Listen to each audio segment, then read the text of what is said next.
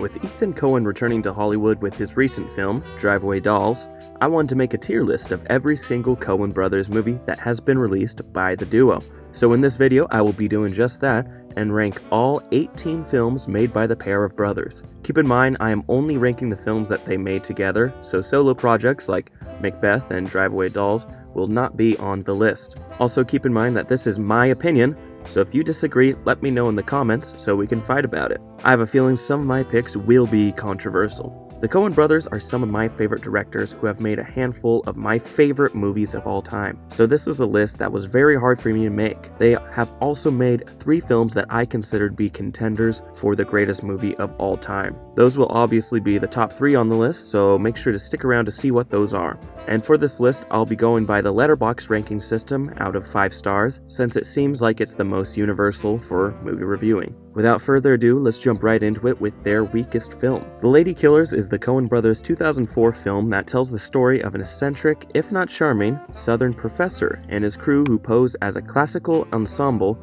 in order to rob a casino, all under the nose of his unsuspecting but sharp old landlady. This movie is not as sharp and as witty as it thinks it is. It tries so hard to be quirky and funny, but very few of the jokes actually land, and many of the characters are one note and pretty annoying. Tom Hanks' performance was very lackluster and felt very similar to his performance in Elvis, which is not a good thing. J.K. Simmons was the highlight of this film to me, and the final act had a few good comedic bits in it. However, for the most part, it just felt like something was off in this movie. It just didn't click. 2.5 stars. In the next tier, we have 2003's Intolerable Cruelty. This film is about a beautiful gold digger who matches wits with a shrewd Beverly Hills divorce lawyer who is increasingly attracted to her. This movie is only tolerable due to George Clooney's amazing charisma. He holds this movie together because there's not much going for it, as it's a pretty mediocre rom-com and feels very out of place among the other Coen brothers classics. Just like The Lady Killers, all of the components were there, but it just didn't click. It's a flawed but fun movie that has a few great moments, but overall is very forgettable. 3 stars. The Man Who Wasn't There is the Coen brothers' 2001 film about a laconic, chain-smoking barber who blackmails his wife's boss and lover for money to invest in dry cleaning, but his plan goes terribly wrong. This is a great movie. It's beautifully shot, expertly directed and acted, and tells a pretty great story with interesting characters. That being said, it's just not my cup of tea. If this is your favorite Coen brothers movie, I don't blame you. It just didn't resonate with me as much as some of their other work. Although I didn't care for it, I can still acknowledge it is a great movie. 3.5 stars for me. 1984's Blood Simple is about an owner of a seedy small-town Texas bar who discovers that one of his employees is having an affair with his wife. A chaotic chain of misunderstandings, lies, and mischief ensues after he devises a plot to have them murdered. This was the Coen brothers' directorial debut, and it shows a lot of promise for their later work. I felt like the pacing was pretty slow and it lacked the witty dialogue of their later films, but it was still a solid film. Similar to my thoughts about The Man Who Wasn't There, I can acknowledge it is a good movie, I just couldn't get into it personally. 3.5 stars. The Hudsucker Proxy is about a naive business graduate who is installed as the president of a manufacturing company as part of a stock scam. This is one of the weaker Coen brothers films, but that's not an insult because all their films are of such high quality. I loved how this movie attacked and satirized corporate America and capitalism, as there is some really funny commentary in this movie. The opening scene is hilarious and there are so many great bits. My only gripe that the movie is lacking a bit of emotional depth with our main characters, so overall the movie comes off a bit cynical and soulless. Still very witty and fun, and a solid 3.5 stars. Hail Caesar tells the story of a Hollywood fixer in the 1950s who works to keep the studio stars in line. Similar to Once Upon a Time in Hollywood and Babylon, this is once again a movie that is a love letter to a classic period in Hollywood. Commonly, I have a personal problem with movies that are just about the movie industry because I often find them pretty self-obsessed and self-indulgent, but this movie was really good. Not one of the strongest Coen Brothers movies, but there are some solid bits and the production design is fun and engaging. Would that it were so simple. Keep your head still. Would that it were so simple. Would that it were so simple. Would that it were so simple. 3.5 stars for this film as well. Now we have my final pick for this tier, 1991's Barton Fink. This film tells the story of a renowned New York playwright who is enticed to California to write for the movies and discovers the hellish truth of Hollywood. Similar to Hail Caesar, this is another movie about the movie industry, but this one takes a wildly different approach. This movie is a pretty slow burn, but when it explodes, it's very satisfying. There's a lot of interesting ideas and concepts going on in the film, and it leaves you with a lot to chew on once it's over. It's a great film, but the Coen brothers have other great films that I personally like more. Barton Fink! Barton Fink! Barton Fink! 3.5 stars. Kicking off the next year, we have 2009's A Serious Man. This movie is about Larry Gottmanick, a Midwest physics teacher who watches his life unravel over multiple sudden incidents. Though seeking meaning and answers amidst his turmoil, he seems to keep sinking. This is one of those movies that really leaves you a lot to stew on, similar to the last film on the list, Barton Fink. There's some really dry comedy that hits the mark well, and the lead performance was solid. The dream sequences kept me on my toes, and I never knew what to expect next. I like what this film is trying to say and how different viewers can interpret the meaning or lack of meaning.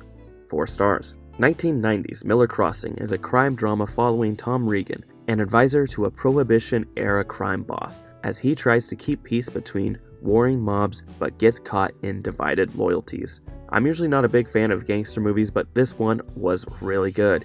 I really got into the colorful cast of side characters, and I ended up enjoying them more than the actual main character. The main character kinda held back the film for me because I just did not care for him really. John Turturro and John Polito were fantastic, and the cinematography and production design was great. The dialogue was on point as always for Coen Brothers, and it's a great watch. 4 stars. Now onto 1987's Raising Arizona. When a childless couple, an ex-con and an ex-cop, decide to help themselves to one of another family's quintuplets, their lives become more complicated than they anticipated. This movie is ridiculous, it's hilarious, and it's fun. There's a lot of great sequences in this movie that really threw it into this tier for me, particularly the opening sequence and the chase sequence later in the movie. This movie hits the right balance between goofy and heartfelt, and it's a great watch. Nicolas Cage's character is so likable, and John Goodman plays a funny supporting character. This film is so entertaining, which is the most important factor in a movie, in my opinion.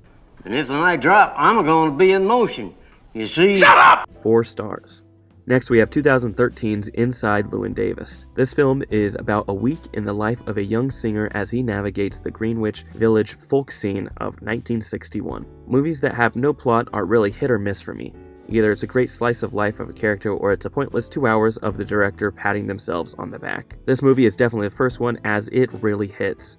It feels raw and authentic, and it makes you root for Llewyn, even though he keeps shooting himself in the foot. This movie is pretty sad and somber, but it has some of the greatest comedic moments in any Coen Brothers movie. It's a great film and a solid 4 stars. The next 4-star Coen Brothers movie is 2008's Burn After Reading. This comedy tells the story of a disc containing mysterious information from a CIA agent that ends up in the hands of 2 unscrumptious and daft gym employees who attempt to sell it. I might get some hate for putting this one so high up on the list, but I just love this movie so much. Brad Pitt gives one of my favorite comedic performances of all time, and the plot for this movie is just so bonkers. This movie also contains one of my favorite endings in any movie, with the "What Did We Learn" scene with J.K. Simmons. I don't know why, but I always think of this ending. It's the perfect shoulder shrug ending for a movie where no one learns any lesson and no one saves the day. What did we learn, Palmer? The most underrated Coen Brothers movie, and it's truly a work of art. 4 stars. Now we're on to the next tier with all the movies that I have ranked 4.5 stars. The first movie I have on this tier is the brothers' most recent movie, with 2018's The Ballad of Buster Scruggs. This film is 6 tales of life and violence in the Old West, following a singing gunslinger, a bank robber, a traveling impressionist, an elderly prospector, a wagon train, and a perverse pair of bounty hunters. One thing you'll notice from my list is that I'm a big fan of comedies and a big fan of westerns. That's probably why I have this film higher than most people, because it's a comedy western. This movie is pretty different from the brothers' other work, as it's an anthology. This means some stories are better than others, but mostly all of them are great in my book. The first story is hard to beat, but I'm also a really big fan of the prospector story. Overall, a very solid film, and it gets better on rewatches. 4.5 stars. Next on this tier, we have another western with 2010's True Grit. This is a slightly different retelling of a 1969 film about a stubborn teenager who enlists the help of a tough U.S. Marshal to track down her father's murderer. The more I sat and thought about this movie, the more and more I liked it. This is an example of a remake done right, as it's not adapting the original film, but the book that the film is based off of. This means it doesn't come off as an imitation, and it's not concerned with being too similar or different from the original film. There are some great performances in this film, especially from Haley Steinfeld, who really surprised me. Originally, I thought the jokes of Jeff Bridges being incomprehensible were an over-exaggeration, but no, the jokes are warranted. He is very hard to understand in this movie. Your shot, Cogburn. Just let this go. Overall, a great film and a solid 4.5 stars. Now we are on to the final tier and all of the movies that are 5 stars. Each of these films are perfect, I just liked some a little bit more than others. First on the list we have 1996's Fargo. Fargo is about a Minnesota car salesman's inept crime falling apart due to his and his henchmen's bungling and persistent police work. What is there to say about this movie that hasn't already been said? This film is so iconic and perfectly blends morbid crime with hilarious comedy. This movie established Frances McDormand as one of the greatest actors for me. The setting is so fleshed out and the story is so unique. Also, it's only 1 hour and 38 minutes. I mean, that's just insane. The Coen brothers have a skill at telling such an amazing story in such a short runtime. In the modern age where movies average 2.5 hours, I love watching movies like this. Perfect film where not a single second is wasted. 5 stars. Now on to the final 3 Coen brothers movies. As I stated before, these 3 movies are some of the greatest movies of all time in my opinion, which made it really hard to rank these.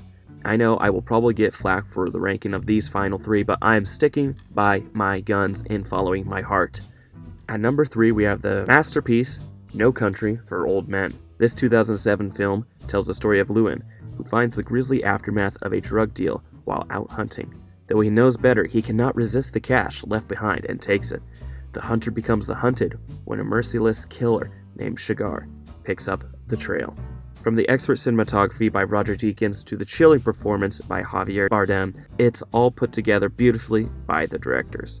However, I think the aspect which really makes this film work is the score by Carter Burwell. The music in this film is so sparse but so effective, and it fits the tone of the movie so well. This film is a modern masterpiece and deserving of all the praise it gets.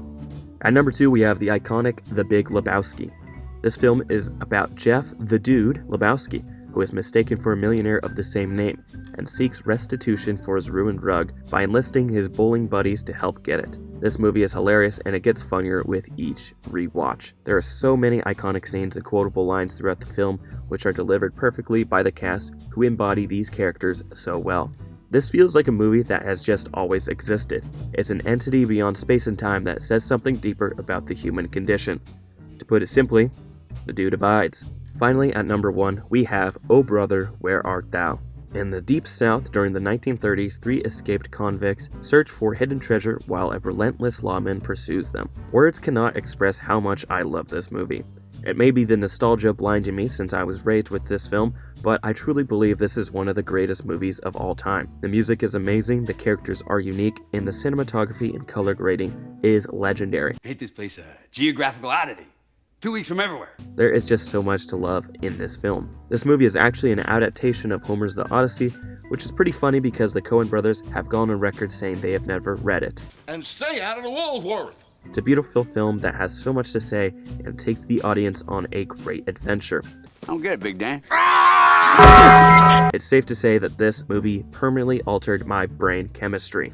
So that is my list. What does your list look like? Do you agree or disagree with any of my picks? Let me know in the comments. Just keep in mind if you have any negative comments, I will take them as a personal attack and think about them all night. This has been Tom from Eisenhart Productions, and thank you so much for watching. See you next week.